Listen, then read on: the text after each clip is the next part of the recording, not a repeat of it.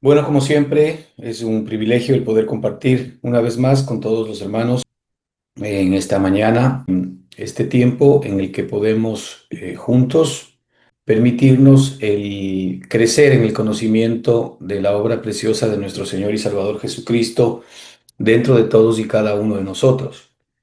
Hoy profesamos a Cristo, ¿verdad? Como nuestra realidad. Y el Señor tiene interés, por sobre todo, de que efectivamente Cristo sea formado dentro de todos y cada uno de nosotros.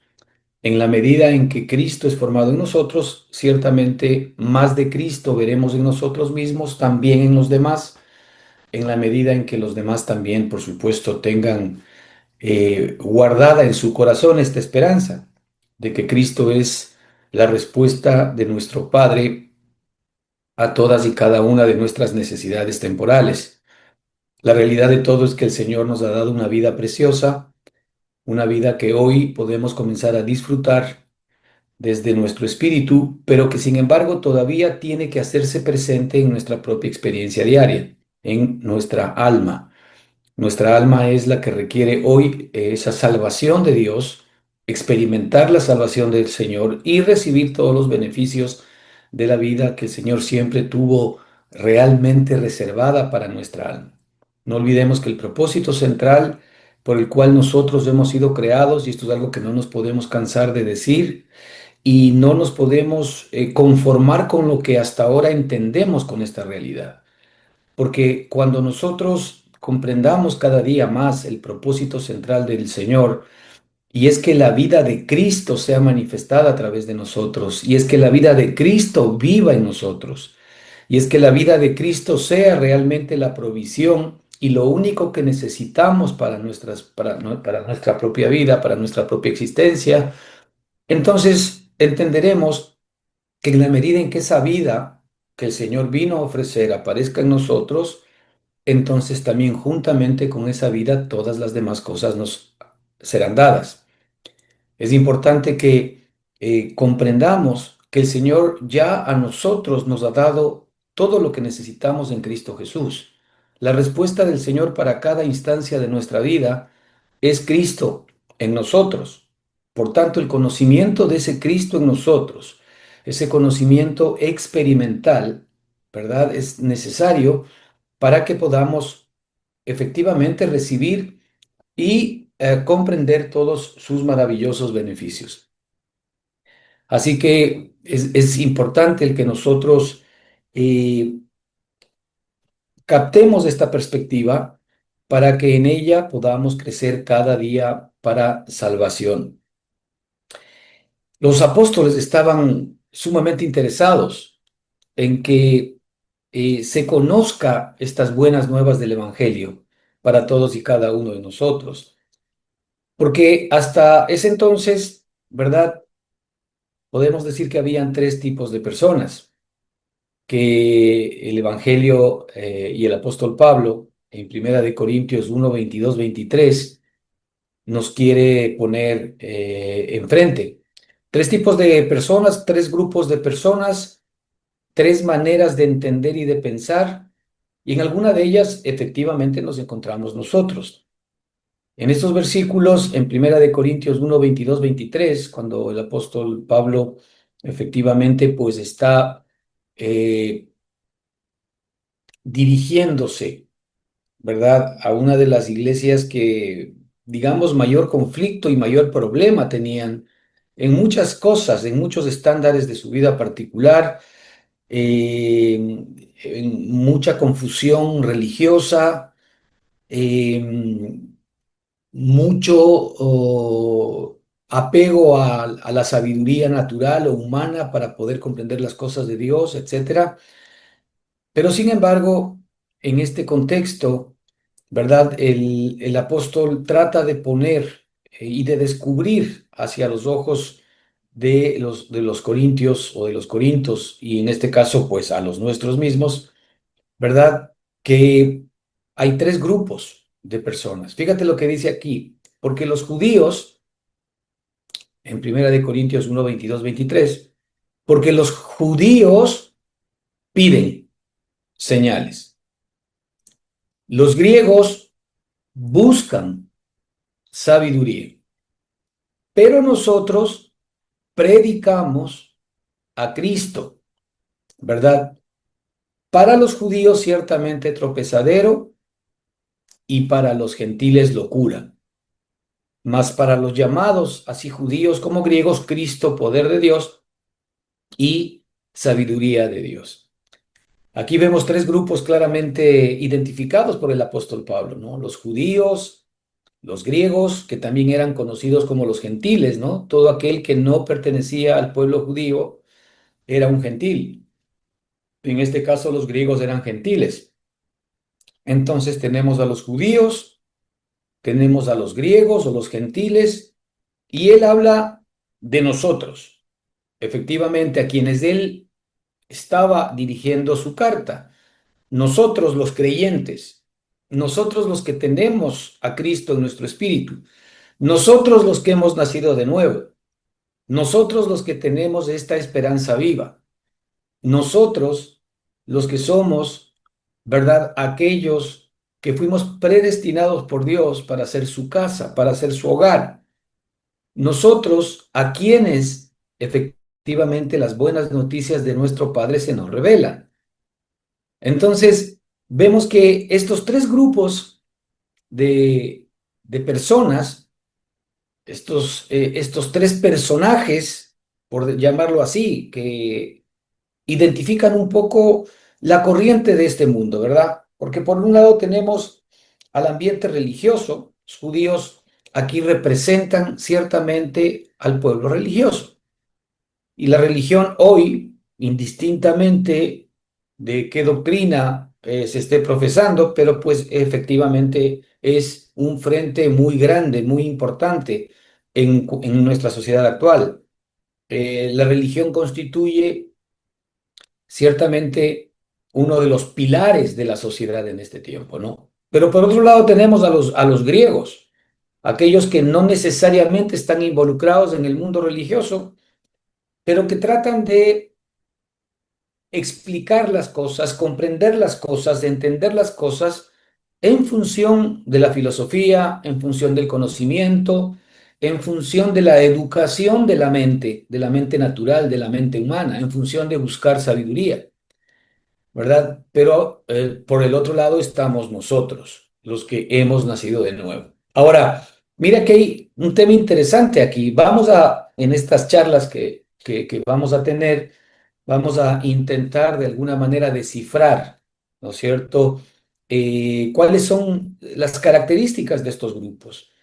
Porque es necesario que muchas veces nosotros intentemos no mezclar nuestras creencias, no mezclar nuestra espiritualidad con la religiosidad, ¿verdad? Peor aún con todo aquello que tenga que ver con el humanismo, la filosofía natural o normal o las simples doctrinas, que muchas veces nosotros más estamos interesados en las doctrinas que en la propia persona de Jesucristo. Entonces, el punto central es cómo nosotros, ¿verdad? Nos vamos definiendo cómo el propósito del Señor en cada uno de nosotros va convirtiéndose en una realidad en la medida en que, por supuesto, comprendemos, ¿verdad? ¿Cuál es nuestro rol? ¿Cuál es nuestro papel para que nosotros, de alguna manera, podamos desarrollarnos sanamente conforme al propósito que el Señor tiene para cada uno de nosotros? Una vez identificados estos tres grupos, los judíos que identifican a los religiosos, los griegos que identifican a los gentiles o a todos aquellos que naturalmente buscan efectivamente entender la sabiduría y aún comprender a Dios mismo. Y nosotros, ¿verdad? Los que creemos, los que predicamos a Cristo crucificado. Y aquí vamos a ver un tema muy importante, porque dice que primero los judíos piden, los griegos buscan, pero nosotros predicamos a Cristo y a Cristo crucificado. Fíjate, tres caminos totalmente distintos y diferentes que ya simple y sencillamente, ¿no es cierto? A simple vista comienzan de alguna manera a darnos luz. Primero, porque los judíos siempre están pidiendo, es decir, están pidiendo normalmente señales, están pidiendo milagros. Es decir, una de las características principales del ambiente religioso es que pide, pide, pide, pide, pide, pide. Mientras que una característica, ¿verdad?, de los griegos es buscar. Ellos están buscando inteligencia, sabiduría, conocimiento. Pero una de las, digamos, de los indicadores de nosotros, los que tenemos a Cristo en nuestro corazón, es que predicamos a Cristo y a este crucificado. Y en esto queremos de alguna manera ahondar, porque ciertamente son tres disposiciones del corazón que de alguna manera van a tener un efecto en nuestra comprensión, en nuestro entendimiento, en nuestra comunión con nuestro Dios y con nuestro Señor. Así que, Primera de Corintios 1, 22, 23, una vez más, porque los judíos piden señales, los griegos buscan sabiduría, pero nosotros predicamos a Cristo crucificado. Para los judíos ciertamente tropezadero y para los gentiles locura, mas para los llamados, así judíos como griegos, Cristo poder de Dios y sabiduría de Dios. Aquí podemos ver tres cosas importantes, ¿no? Como para ir asentando esta charla que tenemos para el día de hoy. Primero, los religiosos siempre están buscando algo de Dios.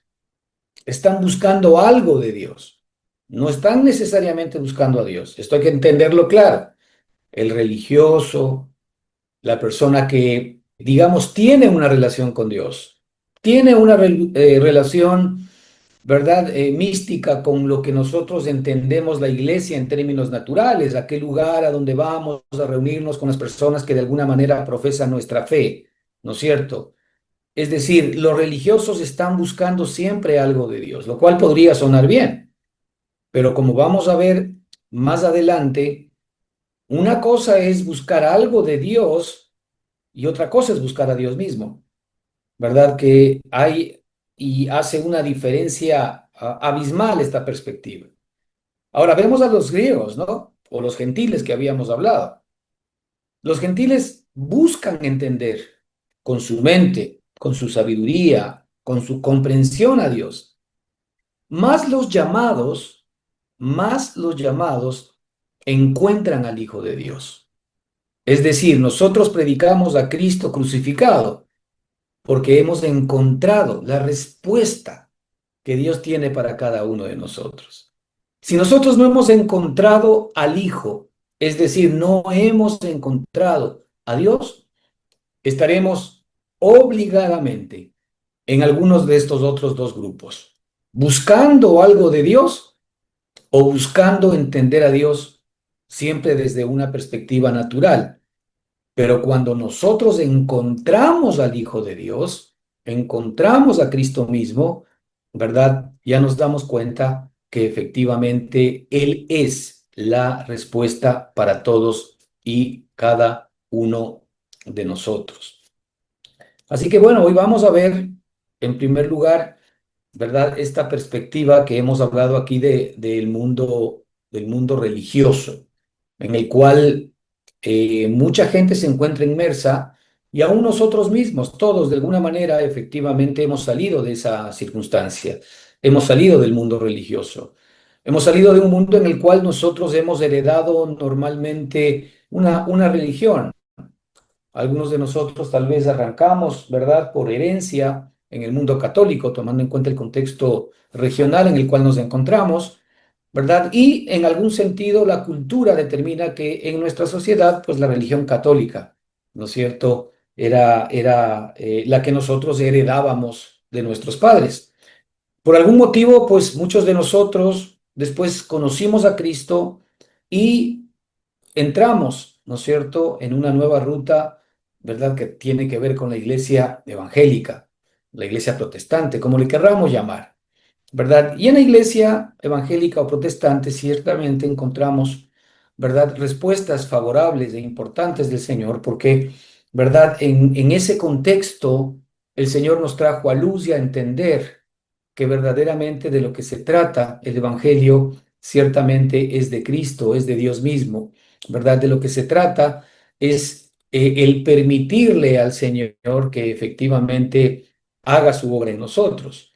A pesar de que no lo entendemos absolutamente, pero sin embargo, nosotros de alguna manera vamos experimentando o paulatinamente el crecimiento de nuestro Señor y Salvador Jesucristo en nosotros. Pero cuando efectivamente vamos creciendo y vamos madurando, nos damos cuenta que la respuesta no está en la religión, la respuesta no está en el ambiente religioso.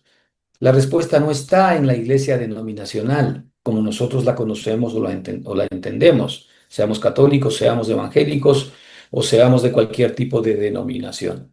La respuesta no está en el mundo religioso, porque hay un pilar fundamental que normalmente se estima en el mundo religioso, y es que generalmente nosotros venimos a a buscar a Dios, pero porque tenemos nosotros alguna necesidad, porque tenemos nosotros alguna carencia. Y por eso es que la escritura comienza y el apóstol Pablo no comienza nombrando a los gentiles, ¿sí?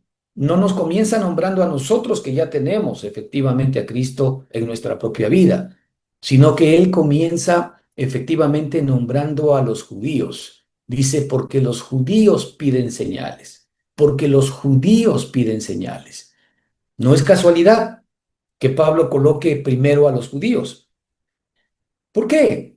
Porque los judíos para nuestra era, para el tiempo aquel y para este mismo tiempo y para los tiempos en donde efectivamente todavía, ¿verdad? La religión pueda existir mientras existe el hombre, el pueblo judío representa al hombre religioso, ¿sí?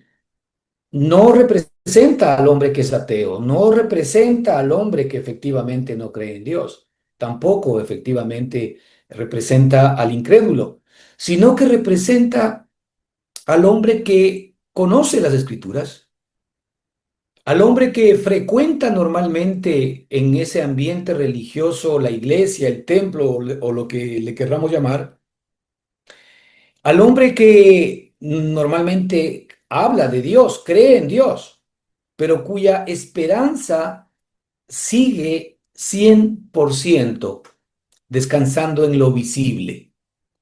Su esperanza está anclada en todo lo que es capaz de poder ver, de lo que es capaz de poder tocar, todo lo que se convierte en una perspectiva objetiva.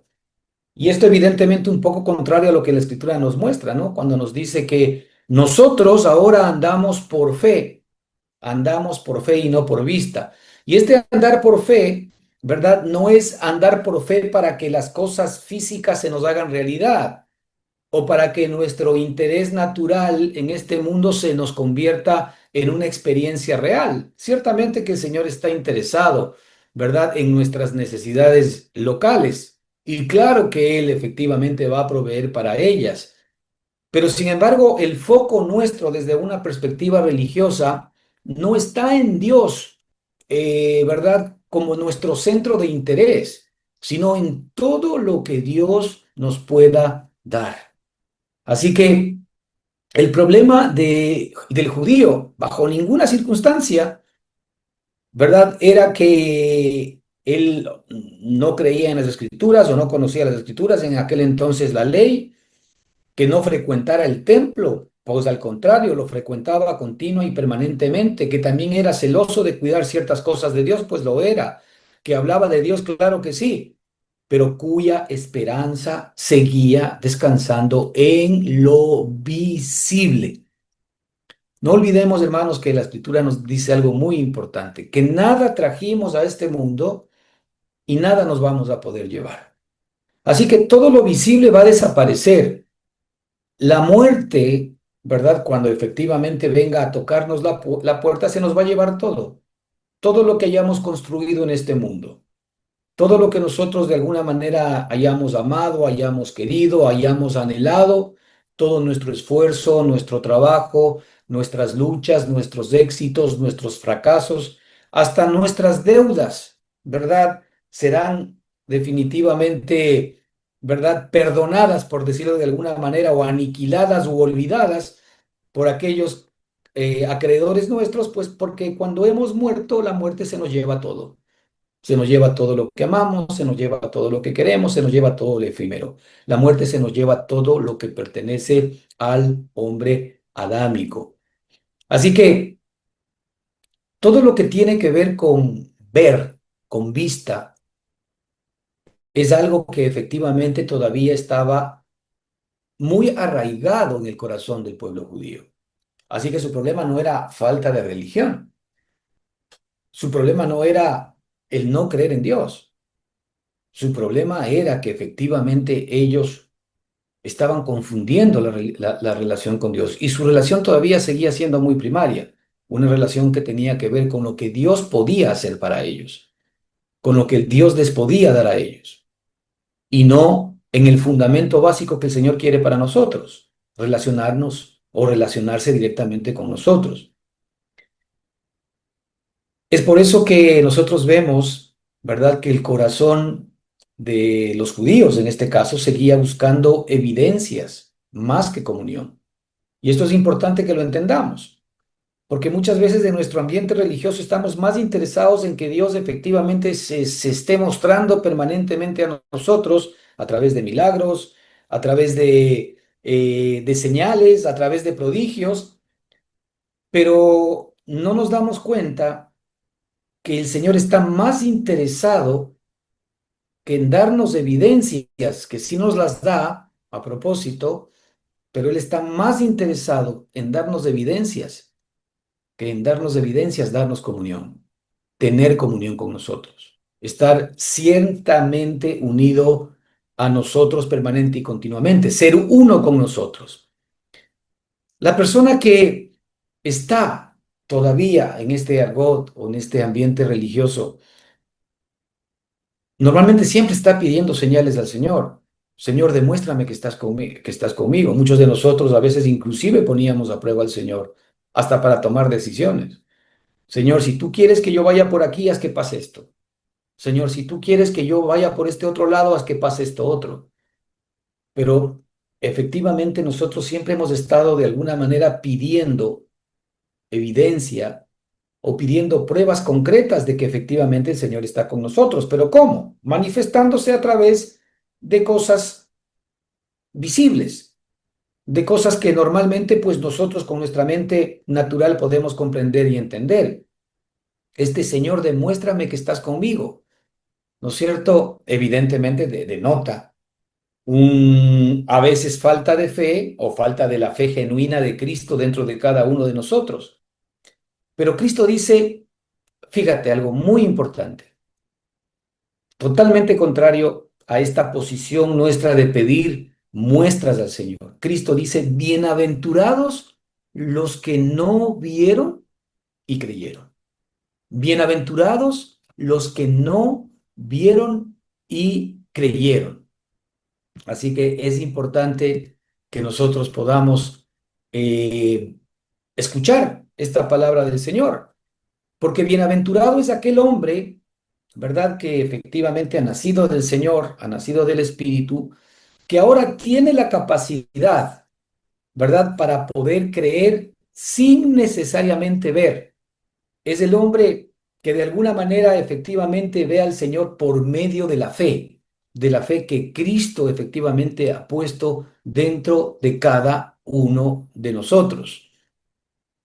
En nuestra relación y en nuestra comunión con nuestro Padre, ya el Señor demuéstrame que estás conmigo, efectivamente queda a un lado porque Él mora en nosotros, Él mora en nuestro espíritu, y la vida de Cristo impartida dentro de todos y cada uno de nosotros, efectivamente comienza a mostrarnos más bien esta perspectiva. Bienaventurados los que no vieron y creyeron. Porque ahora nosotros tenemos al bienaventurado en nuestro espíritu. Él es el bienaventurado. El bienaventurado es la nueva persona, es la nueva criatura, es el nuevo hombre que ciertamente nosotros tenemos viviendo ahora en nuestro espíritu. Este hombre tiene la capacidad, ¿verdad? En esta nueva dispensación, en esta nueva naturaleza que tiene la capacidad de creer en Dios, simple y sencillamente, ¿verdad? Porque puede recibir su testimonio. El testimonio mismo da testimonio a nuestro espíritu, dice la palabra. Puede recibir su palabra, puede recibir su testimonio, ¿verdad? Y él está viendo la obra que Cristo ciertamente está haciendo en él. Bienaventurados los que no vieron y creyeron. Ahora, cuando nosotros vemos esta perspectiva del pueblo de Israel, cuando él dice, porque los judíos buscan señales, ¿verdad? O piden, los judíos piden señales, no las buscan, las piden. Desde el principio Israel fue educado mediante señales. Nosotros podemos ver, por ejemplo, en el libro de Éxodo, en Éxodo 4:19, cuando Dios llama a Moisés para sacar a Israel de Egipto, ¿verdad? Ahí vemos cómo de alguna manera se vuelve ya latente la incredulidad del pueblo, del propio pueblo israelita. Es decir, Moisés enfrentado al Señor en el libro de Éxodo, usted recordará cuando él se acercó efectivamente a este árbol, ¿no es cierto? Que se encendió, ¿no es cierto? Cuando Dios llamó a Moisés para sacar al pueblo de Egipto, Moisés le respondió y le dijo, he aquí que ellos no me creerán, hablando de su pueblo al cual tenía que ir para hablarles de que el gran yo soy quería sacarles de aquel lugar y que venía en nombre de yo soy el que soy, ¿verdad? Porque le preguntó de parte de quién voy, dime quién eres. Entonces él le dijo al Señor, he aquí que ellos no me van a creer, no me creerán, tampoco van a oír mi voz, porque dirán, no te ha parecido Jehová. Él conocía ciertamente la incredulidad y la dureza del corazón que el pueblo de Israel en ese entonces tenía. Pero Dios inmediatamente, en ese mismo episodio, vemos que le responde a Moisés con tres señales. Usted recordará, si va a Éxodo 4:1-9, el Señor primero le da una vara, le pide que tome una vara y esa vara la convierte en serpiente, ¿verdad? Entonces el Señor comienza de alguna manera a hacerse visible, a hacerse creíble a la naturaleza humana, ¿sí? Hacerse creíble al hombre que es incapaz de poder por medio de su espíritu, porque efectivamente en ese caso específico el espíritu del hombre todavía está muerto, el espíritu del hombre no nace. Es decir, cómo el Señor se tiene que relacionar con el ser natural, porque sabe que el ser natural, ¿verdad? Es incrédulo, no cree si es que no tiene señales. ¿Verdad? Y efectivamente el Señor le da tres señales. La vara convertida en serpiente, le da, ¿verdad? Este episodio en cuando le dice que meta su mano dentro del costado y cuando la sacó estaba absolutamente llena de lepra, estaba blanca, llena de lepra, y cuando le pidió que la meta otra vez, pues salió totalmente limpia y le dio el agua convertida en sangre. Entonces, aquí vemos cómo efectivamente a Moisés mismo el Señor, a través de milagros, a través de prodigios, ¿verdad? Le demuestra efectivamente que Él es Dios. Así que aquí podemos observar algo importante, porque no olvidemos que Moisés estaba también representando en este caso específico a todo el pueblo de Israel, al cual él iba a sacar. A propósito, Moisés ciertamente para nosotros es una figura de Cristo. Aquí nosotros tenemos que observar algo importante. Fíjate que las señales aparecen o el Señor las da básicamente por causa de la incredulidad del pueblo. Otra vez, recuerda lo que le dijo Moisés. Señor, ellos no me creerán, ellos no oirán mi voz, porque dirán, no te ha aparecido Jehová.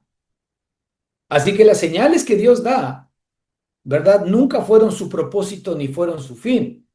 Es decir, el Señor no está en nosotros para darnos señales y para que a través de las señales, a través de circunstancias externas, a través de milagros, nosotros ciertamente podamos llegar a esa transformación que el Señor quiere.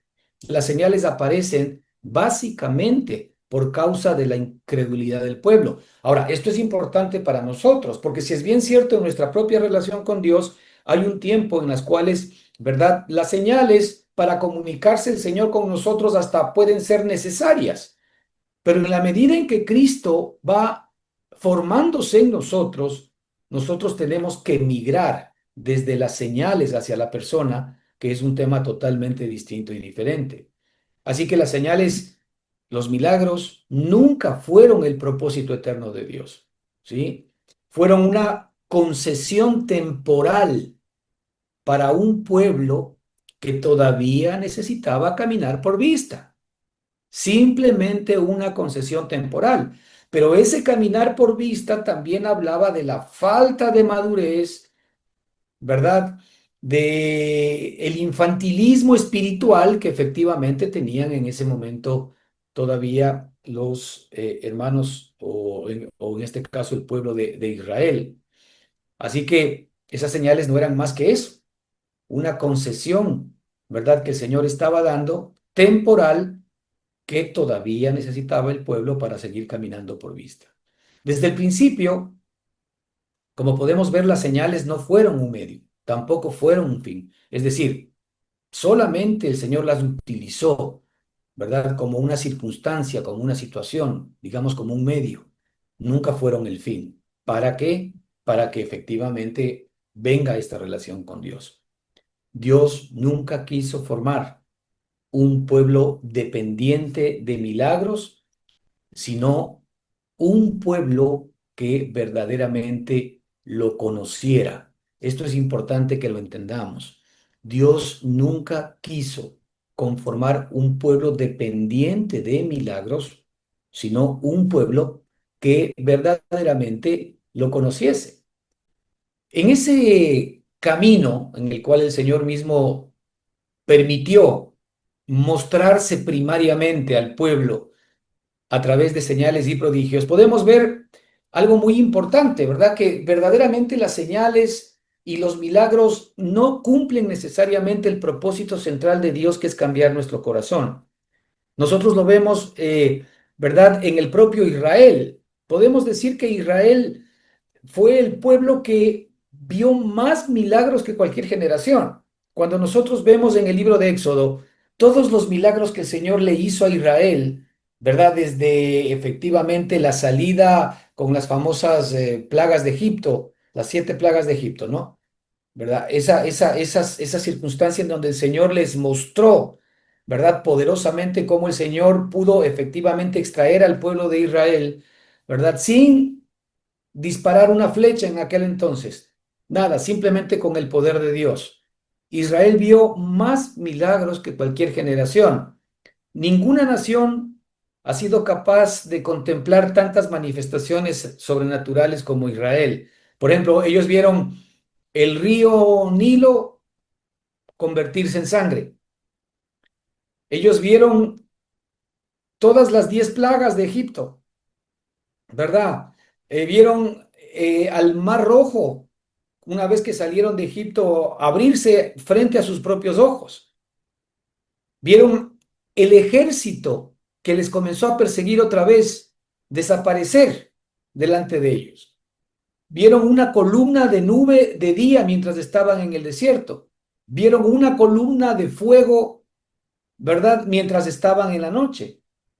Vieron cuando tuvieron hambre cómo el maná efectivamente descendía cada mañana. Vieron cómo brotaba el agua de la roca cuando tuvieron sed. Y vieron, ¿verdad?, al monte Sinaí cubierto de fuego y de humo. La pregunta es, ¿qué más podían ver durante toda esa experiencia que tuvieron con Dios? Póngase usted en la posición de ellos. Si usted hubiese visto todo esto, ¿verdad? ¿Usted volvería a dudar de Dios? Si usted como hombre hubiese visto todo esto, ¿seguiría dudando de Dios? Eso es lo que pensaríamos nosotros, ¿no? Humanamente. Es decir, si yo tuviese todo esto, si yo hubiese visto esas cosas, ¿cómo yo podría dudar de Dios? Pero sin embargo, ocurrió exactamente lo contrario. Y no estamos aquí acusando a ellos de que eran incrédulos. Nos estamos viendo nosotros en ese mismo espejo, porque tenemos el mismo problema. En esa misma circunstancia, pregúntese a usted mismo cuántas cosas el Señor efectivamente ha hecho por usted. ¿Cuántos favores directos usted le ha pedido al Señor y el Señor se los ha concedido? ¿Cuántas circunstancias, verdad? De cualquier índole, de carencia económica, familiar, salud, usted ha tenido que enfrentar y el Señor efectivamente ha salido al paso y le ha hecho cosas que usted mismo dice, wow, o sea, es decir, esto solamente puede ser la mano de Dios. ¿Cuántos milagros el Señor ha hecho delante de sus propios ojos para su propia vida? Pero sin embargo, ¿qué dice Salmo 78, 11, 18? Y esto tocante a todos nosotros, al pueblo de Israel en aquel entonces y a nosotros hoy, que de alguna manera también todavía continuamos, ¿verdad? Relacionándonos con el Señor en función de estas pruebas, de estos prodigios o en función de los milagros o de las cosas que nosotros le pedimos. El salmista resume la tragedia de Israel diciendo esto: olvidaron sus obras y las maravillas que le había mostrado. Lea el Salmo 78, versículos 11 al 18. Olvidaron sus obras y las maravillas que les había mostrado. Ese es nuestro corazón. Nuestro corazón, cuando solamente acepta, ¿verdad? Milagros de Dios, cuando solamente recepta, y sí son milagros, y sí son obras maravillosas que el Señor ha hecho en nuestra vida, y sí son prodigios. Seguramente todos nosotros tenemos un listado de cosas que el Señor ha hecho a nuestro favor, pero que sin embargo caen dentro de la categoría del salmista, ¿verdad? Que dice, olvidaron sus obras y las maravillas que les había mostrado. Ese es nuestro corazón endurecido.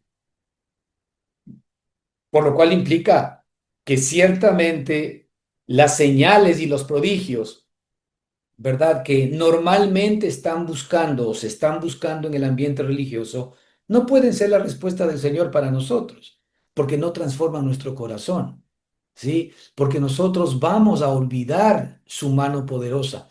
Es decir, cuando nosotros estamos pasando un momento de prueba, de dificultad, de lucha, de escasez o lo que sea, y nosotros venimos al Señor, buscamos a Dios, ¿verdad? Entramos en comunión con Él, nos damos cuenta que somos incapaces por nosotros mismos de resolver cosas, situaciones y problemas, y los ponemos todo en la mano de Dios y el Señor nos responde, ¿verdad? Con salidas, ¿verdad? Que jamás nosotros de alguna manera hubiésemos podido haber diseñados por nosotros mismos, con respuestas que jamás nosotros hubiésemos pensado tener.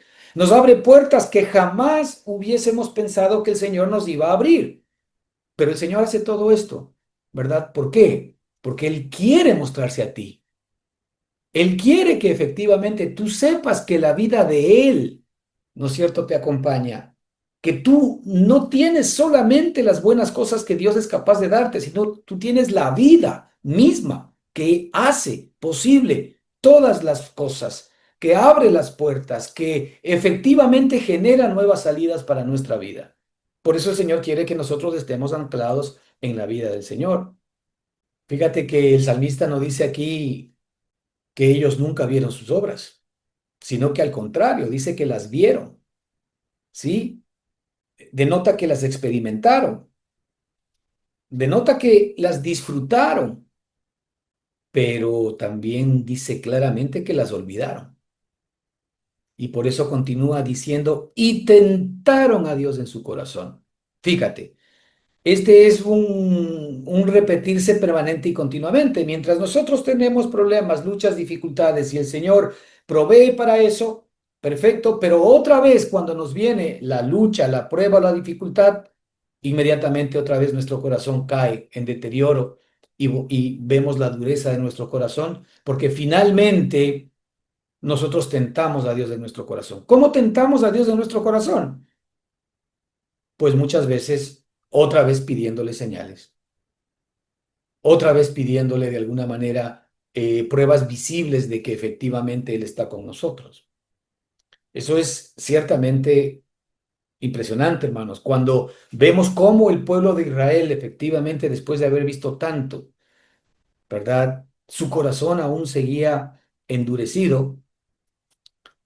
Los milagros tocaron sus ojos, pero nunca ciertamente conquistaron su corazón. Y ahí está la gran diferencia. Los milagros efectivamente nos pueden llamar la atención y nosotros podemos alabar y agradar a Dios. Pero si los milagros o esas respuestas de Dios para nuestra vida no conquistan nuestro corazón al punto de poder transformar nuestra vida, ciertamente es en vano lo que el Señor está haciendo. Porque el propósito central del Señor no es resolvernos los problemas. El propósito central del Señor no es sacarnos de nuestros líos y de nuestras dificultades. El propósito es que Cristo, como hemos dicho, y eso lo muestra la Escritura, sea formado en nosotros. Mira, aquí hay un primer principio eterno que es importante que nosotros lo podamos de alguna manera comprender o aprender, como querramos llamarlo. Los milagros pueden producir asombro, pero solo Cristo produce transformación. Los milagros pueden producir asombro, pero solo Cristo, la vida de Cristo en nosotros, va a producir transformación. Esto es muy importante que lo tengamos en mente. En el libro de Hebreos, capítulo 3, versículo 8 al 10, ¿verdad? Se explica este problema en su verdadera dimensión. Aquí la Escritura nos dice que el Espíritu Santo, ¿verdad? Nos recuerda lo siguiente. ¿Qué nos recuerda de aquella generación? Y ojo, cuidado, que eso es tocante a nosotros también, cuando estamos en esta misma onda, ¿no? Dice, el Espíritu Santo recuerda nuevamente a aquella generación y dice, no endurezcáis vuestros corazones como en la provocación. Eso está hablando evidentemente a los hebreos, a quien esa carta estaba siendo dirigida, pero básicamente también es una carta que toca nuestro corazón. No endurezcáis vuestros corazones como en la provocación, donde me tentaron vuestros padres. Fíjate, me tentaron vuestros padres, me probaron y vieron mis obras 40 años. Si te das cuenta que aquí viene una declaración divina maravillosa. ¿Por qué? Porque hay un diagnóstico divino que dice claramente que durante 40 años, mientras estuvieron los israelitas en el desierto, contemplaron las obras de Dios. 40 años contemplaron las obras de Dios. El Señor mismo lo dice, vieron mis obras 40 años. Entonces, ¿por qué murieron en el desierto? La respuesta aparece después inmediatamente. Dice, y dije, siempre andan vagando en su corazón y no han conocido mis caminos. Ahí el Señor define efectivamente cuál es el propósito y cuál es la diferencia. Sí, podemos ver aquí una diferencia importante. Primero que las obras pueden verse, mientras que los caminos del Señor se conocen. Las obras se pueden ver, las obras nos pueden maravillar. Pero el Señor, ¿qué es lo que aquí ha querido? Dice, y no han conocido mis caminos, no han conocido mis caminos. Es decir, los caminos del Señor se conocen, no se conocen naturalmente, no se conocen desde una perspectiva intelectual humana, sino desde experimentar la vida del Señor. Se conoce a Cristo dentro de nosotros. El camino del Señor es Cristo, ya Cristo lo dijo, yo soy el camino.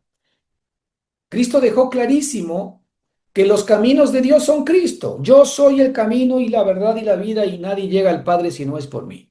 Siempre andan vagando en su corazón y no han conocido mis caminos, aun cuando vieron mis obras durante 40 años.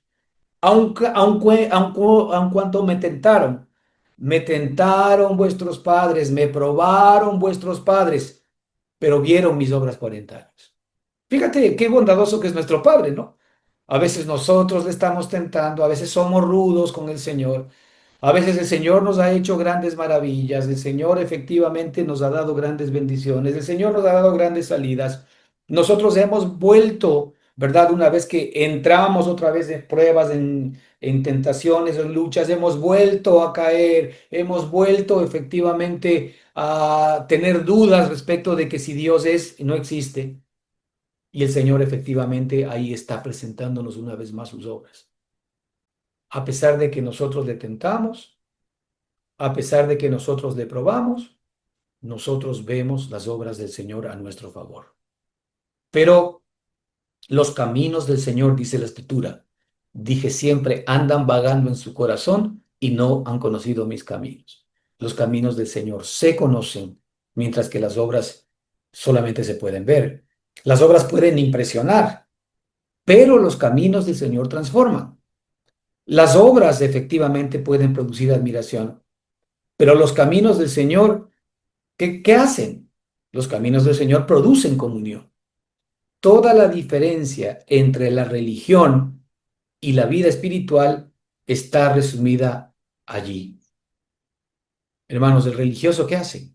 El religioso está buscando las obras, pero el hijo, ¿qué hace? El hijo desea conocer los caminos del Padre. Por eso vemos nosotros que en Éxodo 33:13, Moisés le dijo lo siguiente: ahora pues, si he hallado gracia en tus ojos, palabras de Moisés directamente al Señor, ahora pues, si he hallado gracia en tus ojos, te ruego que me muestres ahora tu camino para que te conozca. Te pido que me muestres ahora tu camino para que te conozca. Fíjate, aquí ya es una oración que tiene que ver con estar pidiendo efectivamente el que le muestre su camino. Y el camino es Cristo, el camino es una persona, como nosotros sabemos. Te ruego me muestres ahora a Cristo, a tu camino, para que te conozca. Es decir, la vida de Cristo nos ha sido dada para que nosotros podamos conocer al Padre. El interés primario de Dios para contigo y para conmigo es que lo conozcamos a Él. Evidentemente, Él nos pone una zanahoria delante de nosotros para que de alguna manera nosotros podamos efectivamente fijar nuestra mirada en Él, pero muchas veces nosotros fijamos solamente nuestra mirada en la zanahoria.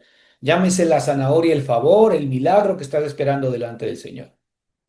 Pero el Señor verdaderamente lo que quiere es que lo conozcamos. Por eso es que vemos cómo Moisés, efectivamente entendiendo esta realidad, le pide al Señor que le muestre sus caminos, si ha hallado gloria delante de sus ojos o gracia delante de sus ojos, para que le pueda conocer.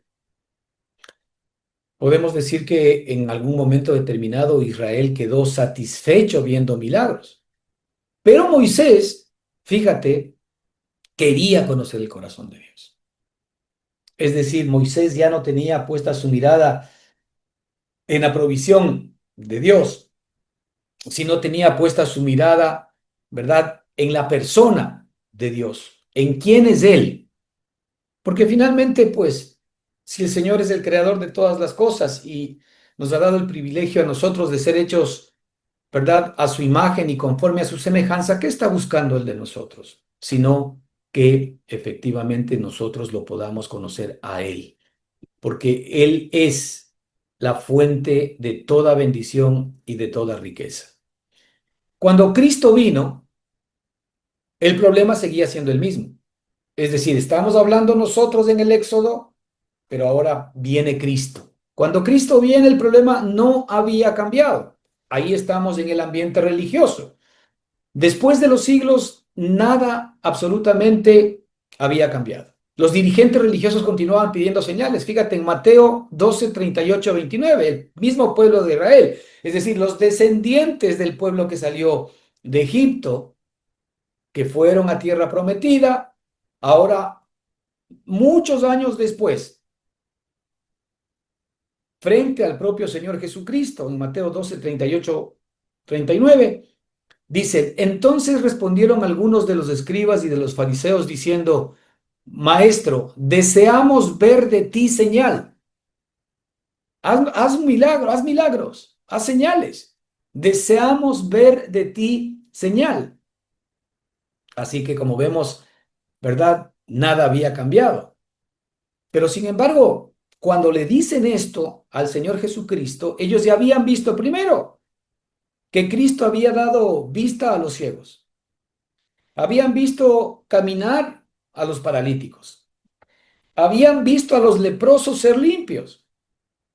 Habían visto salir demonios. Habían visto muertos resucitar. habían visto el milagro de la multiplicación de los panes y los peces, y etcétera, etcétera, etcétera, etcétera. Ya habían visto las señales y los prodigios que el Señor hacía, pero sin embargo le dicen, Señor, danos una señal, danos una señal. Muchas veces nosotros, hermanos, a veces escogemos ese camino.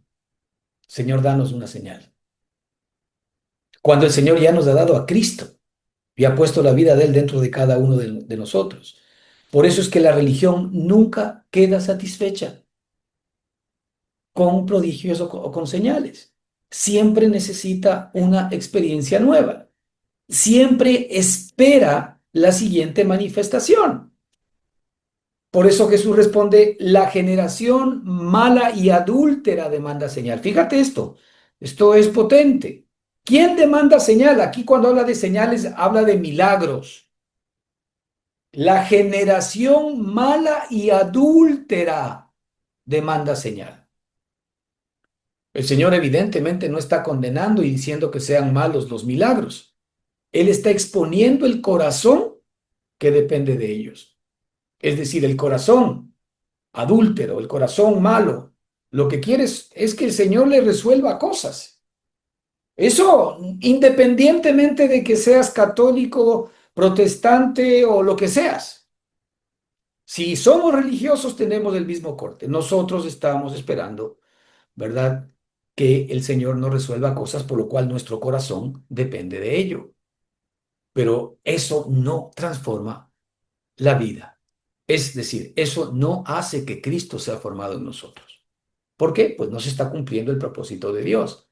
Porque cuando la fe necesita continuamente una evidencia, hermanos, todavía no ha aprendido a descansar en la persona de Cristo. Es decir, nuestra fe también, que es la fe de Cristo mismo, tiene que entrar en un proceso de crecimiento. Ya no puede descansar simplemente en la evidencia, en las obras, en los milagros o en los favores de Dios.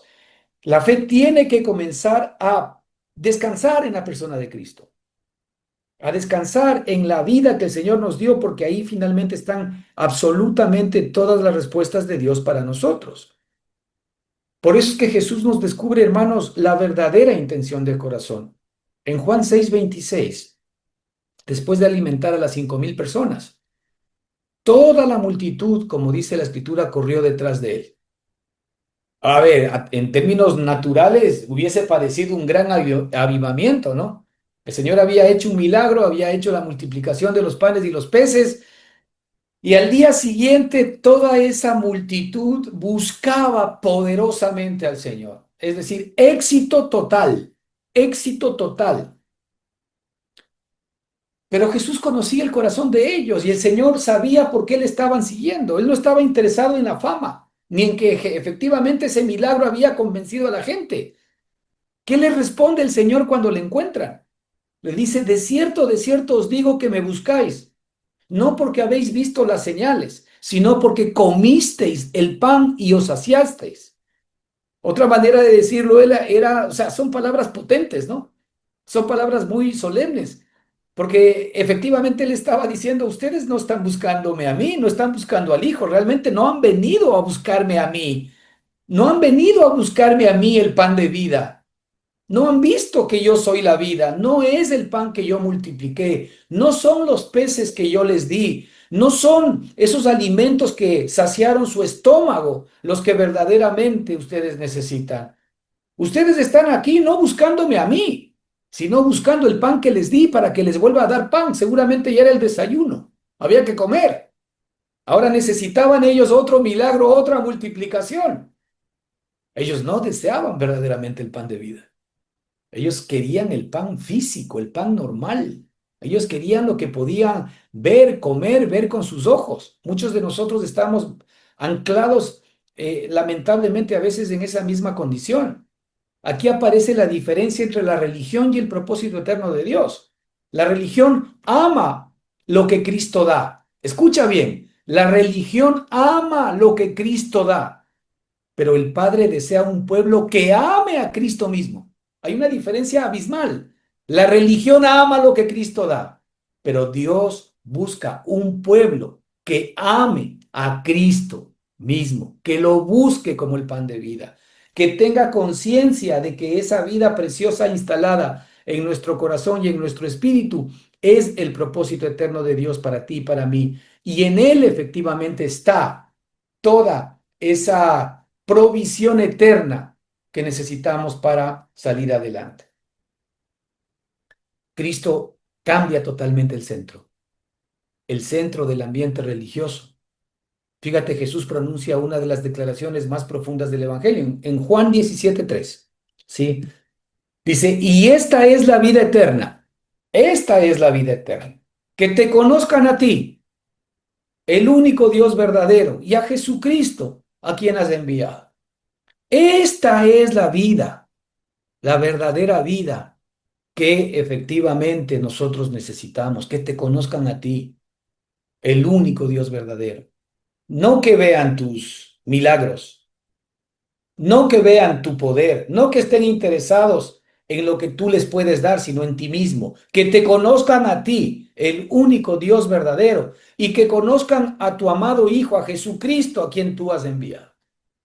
Ese es el propósito eterno del Señor para nosotros. Observa que Jesús no dice la vida eterna consiste en ver milagros. La vida eterna consiste en resolverte problemas o situaciones temporales. Tampoco dice la vida eterna consiste en experimentar poder. La vida eterna dice consiste en que te conozcan, que te conozcan. Fíjate, nosotros conocemos a Cristo ya, conocemos al Señor, estamos en ese camino. Estamos con la inquietud de saber que la vida de Él en nosotros es lo verdaderamente valioso. Él es la perla de gran precio que ha sido colocada en nosotros. Ahí termina la religión. Hasta ahí llega la religión. Porque Dios nunca quiso producir simplemente personas impresionadas por su poder. Dios no vino a hacer milagros para que digamos, wow. Su propósito eterno siempre fue formar hijos que conocieran a su Hijo y vivieran en comunión con Él. El Padre no busca, hermanos, una multitud fascinada por sus obras, sino una esposa que conozca el corazón del esposo. Todo el propósito eterno converge en el conocimiento vivo de Cristo, no en la dependencia de manifestaciones externas. Por eso dice Pablo, y arranca efectivamente aquí en 1 Corintios 1:23, los judíos piden señales. Pero inmediatamente él responde, nosotros predicamos a Cristo crucificado. Es como si dijese, mientras unos siguen buscando evidencias, nosotros ya encontramos a la persona. Y ahí es donde comienza el verdadero evangelio de Jesucristo.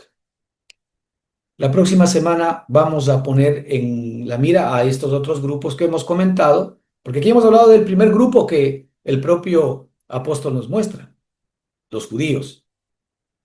Después tenemos los gentiles y después tenemos a nosotros mismos, para que el Señor nos dé luz y sabiduría y nos pueda permitir entrar, ¿verdad?, en el conocimiento permanente de Él. Que el Señor les bendiga ricamente. Continuamos la próxima semana.